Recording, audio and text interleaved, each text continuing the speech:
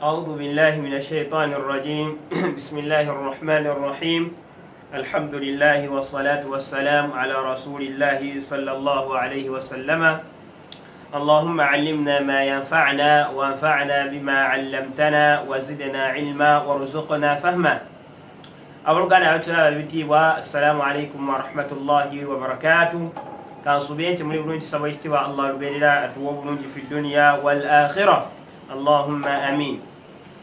Tugenda maaso n'omusomo gwaffe ogwa tajwid oba emisomo gyaffe egya tajwid alquran nga tusharaha ekitabo hilyatu tilawati fi ilmi tajwid era nga tuli ku musomo gwaffe qurani oba tuli ku musomo gwaffe ogamba nti omubaka sallallahu alaihi wasallama yatuusisa atya obubaka oluvannyuma lw'okubanga qurani emuseeko yagituusisa atya eri basahaba ridwanullahi alaihim warda n'eri abantu okutwaliza awamu bonna. Ombaka sallallahu alaihi wasallama twagamba nti embeera ziri bbiri. Embeera esooka Qur'ani yagituusisa eri abantu ng'abalagira okugiwandiika era embeera eyo twagiraba bulungi. Ombaka sallama yalagiranga basahaba nga Qur'ani yakaka okubeera ng'ewandiikibwa. Oluvannyuma embeera ey'okubiri kwe kubeera nga sallallahu sallama yasomerangamu gye tuyita mantuuqa n'abasomeramu. Mu mbeera esooka ey'okuwandiika tugambye nti basahaba yabalagira sallallahu alaihi wasallama yabalagira okubeera nga bawandiika Qur'ani eyo, naye oluwandiiko olwo nga nabbi sallama akyaliwo. Nabwe kityo ne tujjamu empandiika bbiri. Waliwo okuwandiika Qur'ani nga nabbi sallallahu alaihi wasallama akyaliwo ng'obubaka bwakakka, ne wabaawo n'okuwandiika kwa Qur'ani ng'omubaka sallallahu alaihi wasallama amaze okubeera nga avaawo obanga Allah amujjula. Naam. Era ku mulundi ogwayita twalaba okuwandiika kwa Qur'an omubaka sallallahu sallama ng'amaze okubeera ng'avaawo, era ne tulaba ku mulembe Abubakari Siddiqi radiyallahu anhu yagenda Umar ibn al-Khattab radiyallahu anhu yaleeta ekirowoozo ekyo n'akibuulira Abubakari Siddiqi radiyallahu anhu warda, n'abeera nga Abubakari ayita Zaid ibn Thabit okubeera nga bawandiika oba Qur'ani ewandiikibwa. Era ku mulundi ogwayita twatunuulira oba twasemba okulaba nga nabbi sallallahu alaihi wasallama amaze okubeera nga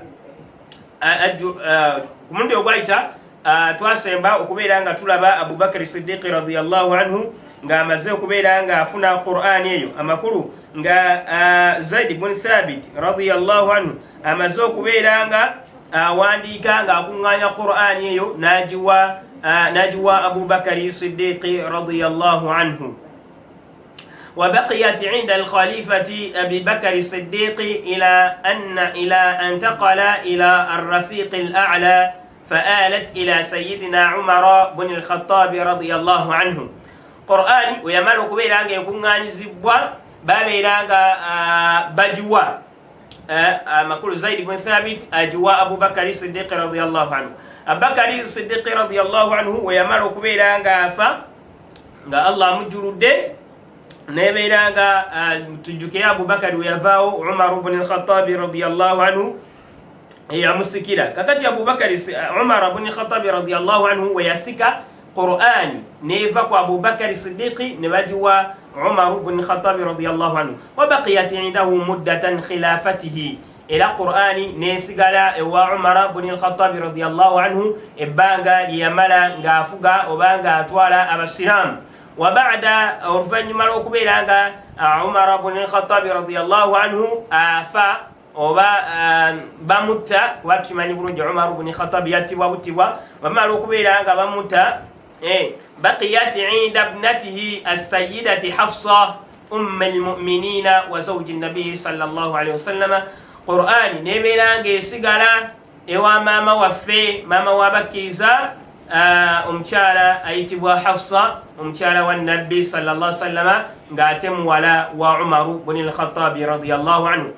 Qur'ani nebeera nga esigala ewa maama waffe Hafsa muwala wa Umara omukyala wa nabbi sallam. Wa ba'daha sara al-khilafatu ila sayyidina Uthman bni Affan radiyallahu anhu. Qur'ani yasigala ewa Hafsa radiyallahu anha paka oluvannyuma lw'okuvaawo kwa Umaru, khalifa eyamuddirira oba eyamusikira yali Uthman. Uthman bin Affan radiyallahu anhu nabiranga asika obusika obwo. Wa fi zamanihi hasalat fitna nga jasika obanga ali kubusika Uthman bin Affan oba ku mulembe gwa Uthman bin Affan radiyallahu anhu waliwo fitina, waliwo okugezesebwa kw'amaanyi, fitina zatandika ku mulembe gwa Uthman bin Affan radiyallahu anhu. Wa hadara Hudhaifatu bin al-Yamani fatha Armenia wa Azerbaijan. Sahaba ayitibwa Hudhaifa bin al-Yaman nabeeranga aggulawo oba agenda naggulawo ebifo ebibuga ebyenjawulo Armenia ne Azerbaijan. Faraa an-nasa yakhtalifuna fi al-Qur'an. Hudhaifa yagenda okulaba abantu nga basoma Qur'ani naye nga bagikyusakyusa, bawukana mu kusoma Qur'ani. Fa afza'ahu hadha al-amr. Ensonga eyo nemutuula ku mutima ng'alaba abantu basoma buli omu asoma Qur'ani nga bw'aba yagadde. Wa qadima ila Uthman radiyallahu anhu, n'agenda ewa Uthman, naddayo ewa Uthman radiyallahu anhu. Wa qala, namugamba, ani amugamba Hudhaifa ng'agamba Uthman, namugamba nti adrika hadhihi al-umma, kaasa umma eno qabla an yakhtalifu ikhtilafa al-yahudi wan-nasara, nga tebannabeera kubeera nga baawukana olwawukana lw'abayahudu n'abannasara. Fa arsala Uthmanu ila Hafsata an arsili ilayna bisuhufi.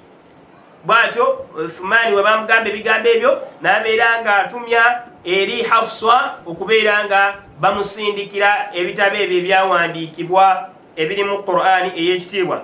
Naskhaha, tubeere nga tubikoppolola, tukoppemu tufunemu kopi. Thumma naruddaha ilayki, oluvannyuma tubeere nga tumuddiza origino, kopi eri origino. Fe tukoppolemu zi kopi ez'enjawulo, oluvannyuma tumuddiza origino ye. Fa arsalatha, era bwe kityo bwe kyali n'abeera nga Qur'ani agireeta oba kopi eri origino eyawandiikibwa ku mulembe gwa Abu Bakr Siddiq radiyallahu anhu, babeera nga bagimuleetera. Bwe bamala okubeera nga bagimuleetera,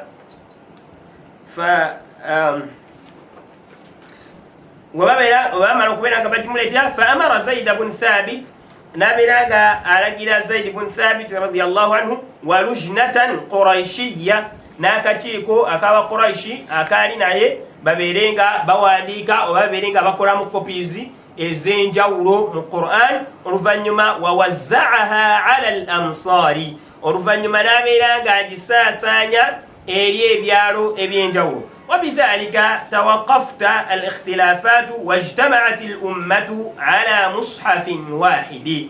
نبوشتو enjawukana ne zivaamu kusoma Qur'an nebeera nga abantu bonna bakuŋŋaanira, umma yonna ekuŋŋaanira ku musafu guli gumu, era omusafu ogwo kyoba tuguyita rasmul Uthmani, olw'ensonga nti ku mulembe gwa Uthmani guno bwe yatandikiramu bakubisaamu kopi mweri origino gye bawandiika ku mulembe gwa Abubakar Siddiq radiyallahu anhu. Oluvannyuma ne babeera nga bagisindika fi amsari, mu nsi ez'enjawulo, ne basindika mu nsi ez'enjawulo. Nabwe kityo abamanyi baffe oluvannyuma ne babeera nga beeyambisa kopi eyo okubeera nga batukubiramu oba nga batuwandikiramu emisafu gino olwaleero gwe tusomeramu, omusafu olwaleero gwe tusomeramu kopi ezo, naye ng'era byonna tukoppolola ku kopi eri arrasmi al-Uthmani. Kyova olaba nti era tujja kulaba mu mpagi z'okusoma Qur'ani oba qiraa yonna erina okubeera nga ewaafaqa rasmi al-Uthmani, erina okubeera nga ewaafaqa, erina okubeera nga ekwatagana n'okuwandiika okwo oba kopi ezo ze bawandiika Zaid bin Thabit radiyallahu anhu ne banne, okubeera nga bawandiika kopi ezo zirina okubeera nga ziwaafaqa Qur'ani eno gye tusomeramu oba qiraa yonna gye tusoma okubeera nga entuufu. Oba tugerekese bulungi. Nabwekyo ekisabo ky'obwekitiibwa Allah ne kisigala nga tekikyusibwamu nga Allah bwe yeeyama okubeera nga akikuuma, era n'essaawa y'olwaleero bwe kityo Qur'ani bwe ekuumibwa. Nabwekyo tukomaawo ku mulundi ogujja biiznillah, tubeere nga twongerayo ate tulabe Qur'ani yatutuukako etya nga Nabbi sallama agisoma. Yagisomera atya? Kuba twagamba yatususa mu mbeera bbiri. Embeera esooka yakuwandiika tugirabye bulungi, kati embeera ey'okubiri insha Allah gyetujja okulaba ey'okusoma mantuuqa. Barakallahu fikum.